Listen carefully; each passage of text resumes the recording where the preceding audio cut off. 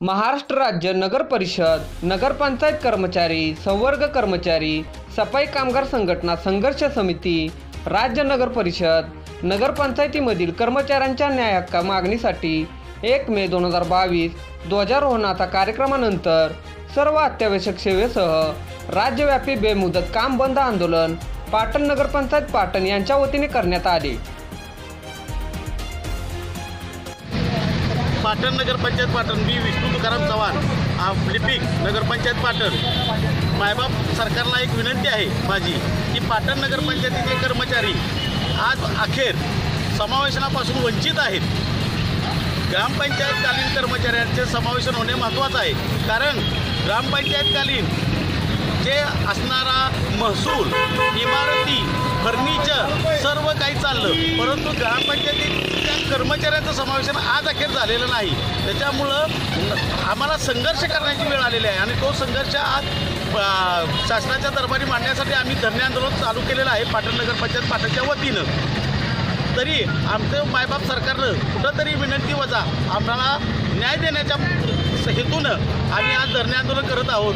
आम्ही कोणालाही भेटी धरण्याचं काम करत नाही किंवा करणारही नाही, परंतु आमच्या शासन दरबारी ज्या मागण्या आहेत, तुटपुंज मागण्या आहेत, त्या तुटपुंज मागण्यांचं समावेशन ही एक प्रमुख मागणी आहे आमची, ती शासनानं करावी ही विनंती आहे आमची शासन दरबारी। दीपक यशवंत मोरे, नगरपंचायत पाटण, पाणी पुरवठा विभाग पाटण।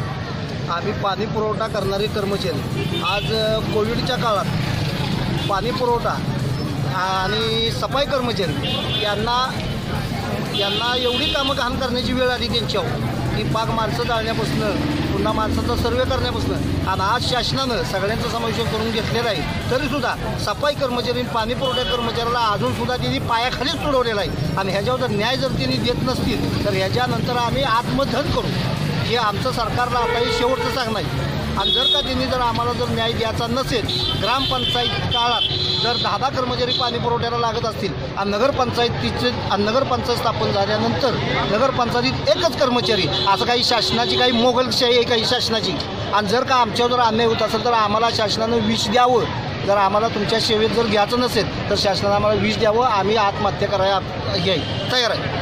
एवढीच आमची आता शासनाला कळकळीची विनंती आहे। आणि माननीय उपमुख्यमंत्री अजितदादा पवार यांनी 2दा इथं येऊन शब्द दिलेला आहे की राहिलेल्या कर्मचाऱ्यांना, आम्ही त्यांना निवेदन दिलं तेव्हा त्यांनी सांगितलेलं आहे की राहिलेल्या कर्मचाऱ्यांचं विनाअट समावेशन करण्यात येईल। तरीसुद्धा 7 वर्ष झाली तरी जर आमचं समावेशन होत नसेल तर आम्ही काय करायचं ते आम्ही ठरवू, नाही तर आम्ही शासनानं आम्हाला आपलं विष द्यावं, आम्ही विष घेऊन आत्महत्या करण्यास आम्ही तयार आहे।